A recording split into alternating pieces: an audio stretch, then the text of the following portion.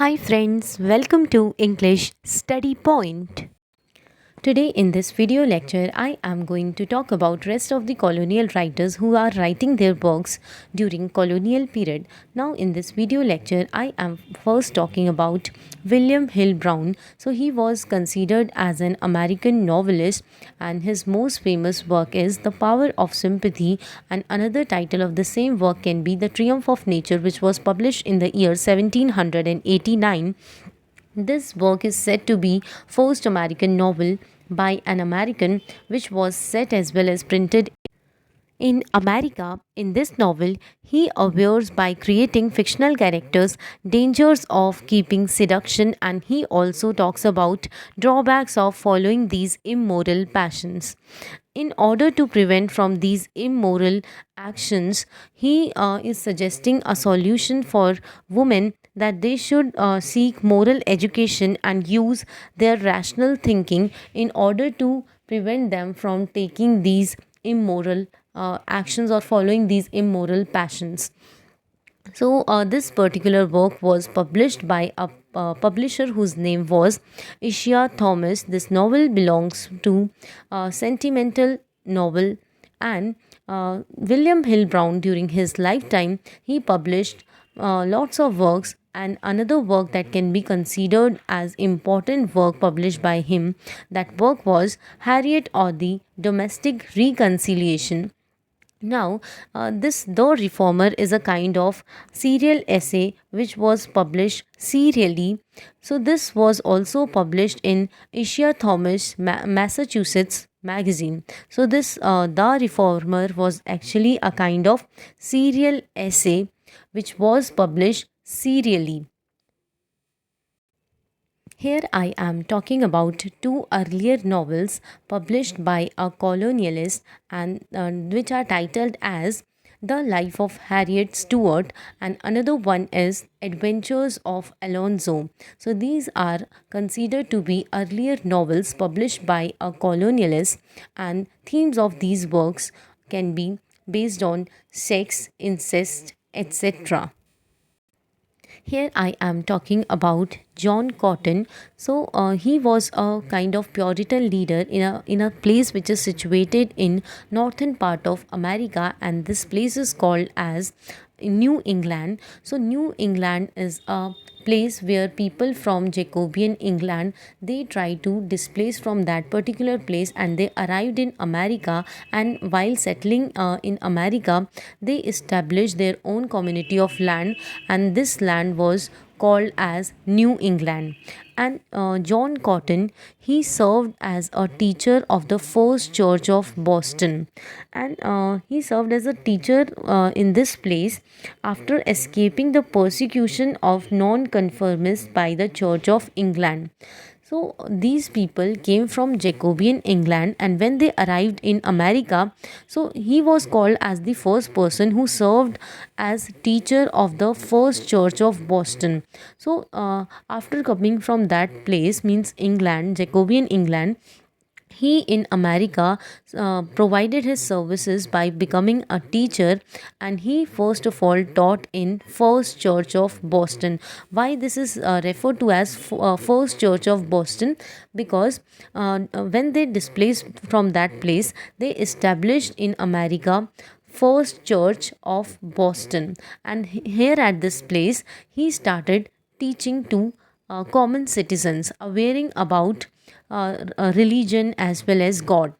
Now, his I am discussing about his most important works. So his works include The Way of the Churches of Christ in New England, which was published in the year 1645, and another work is The Way of Congregational Churches Cleared, which was published in the year 1648. He used to write popular catechism. So, what do you mean by catechism? So, catechism is a kind of religious manual. It is a manual of religious instruction which is arranged in the form of questions and answers. And this catechism is used to instruct the young people to keep faith in God. So, this catechism awares people, young people, to have faith in God. and he used to write popular catechism, and these popular catechisms are Milk for Babies, drawn out of the beast of both testament, which was published in the year 1646. So his catechism used for many years in New England for the religious instruction of church. And these are some popular catechism, and once again I am telling you, catechism is like a religious manual which is used to instruct the young people in order to have faith in their God. Now comes the turn of Increase Mather. So he was a son-in-law of John Cotton and also father of Cotton Mather. He was a New England Puritan clergyman in the Massachusetts Bay Colony. He, during his lifetime, published some very famous books. Those are titled as, first of all, an essay for the recording of illustrious providences, which was published in the year 1684. This work is a compilation of many stories that show divine's blessings is rescuing people from natural and supernatural disasters. Then another work published by him was Case of Conscience concerning evil spirits personating men, which was published in the year 1693. Here I am talking about Cotton Mather. So he was a son of Increase Mather, and he during his lifetime published many great works, which includes Right Thoughts in Sad Hours, which was published in the year 1689. Then another work is Magnalia Christi Americana, which published in the year 1702, and this work is considered to be as his magnum opus, means very fantastic work. This work contains an ecclesiastical history of America from the founding of New England to his own time. Another work by him was Manuductio ad Ministerium, which was published in the year 1726. This work was a kind of handbook which advised young graduates. So, in this work, he is actually advising on doing good on college affairs, also on college affairs, on poetry and music, and also on different kinds of style. This work was his ambitious 20-year work. So this work, Manuductio ad Ministerium, was a kind of his ambitious work. He spent around 20 years for writing this particular work.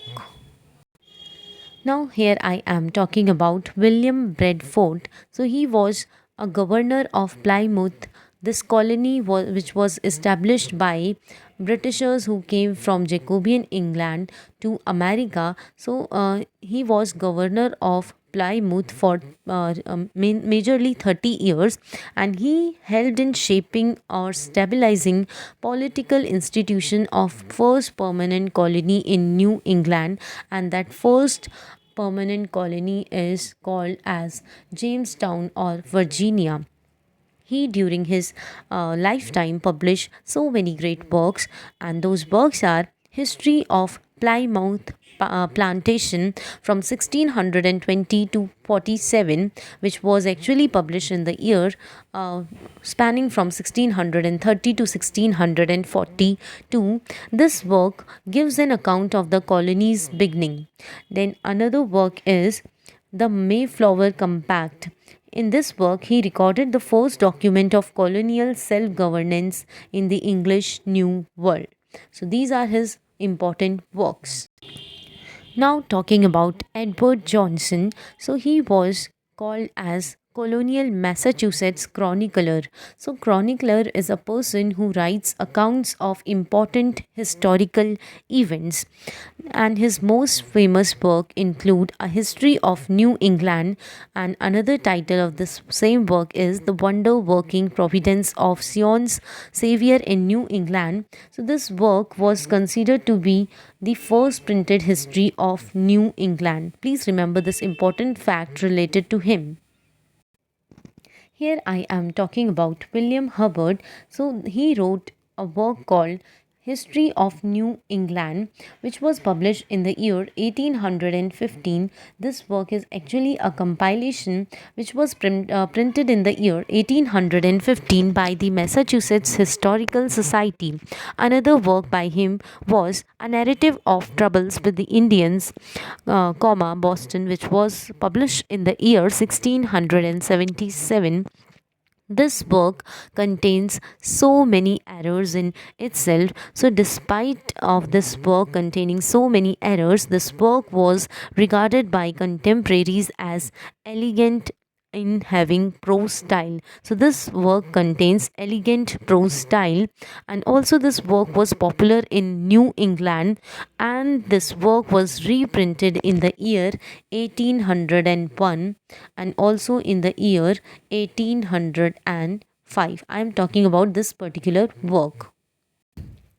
Samuel Sewall was actually a kind of diary writer.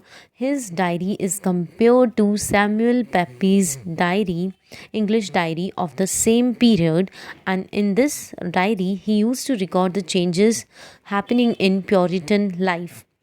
Once again, I am telling you that his diary is compared to Samuel Pepys' English diary of the same period, and in his diary, he used to record the changes happening in Puritan life.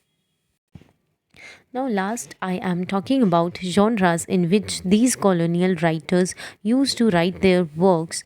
So, they used to write their works by using a genre called Jeremiad. Jeremiad is a kind of speech or a prose work which expresses a lament or it prophesies about doom of society. So society will come to destruction someday. So this kind of genre primarily predicts about destruction of society. Now here I am giving some examples of colonial writers who used to write their works using this genre called as Jeremiad. So these writers may include John Adams, Thomas Jefferson, John Winthrop, etc. They used to write their works based on Jeremiads. So these are they are Puritans, and they use Jeremiads as a kind of indictment of undesirable developments in the society, and also this work establishes a kind of holy commonwealth. So everything is present in such kind of works which are based on Jeremiad. Now with this particular video lecture ends here. Hope this video lecture will help you in your UGC NET English Literature exams.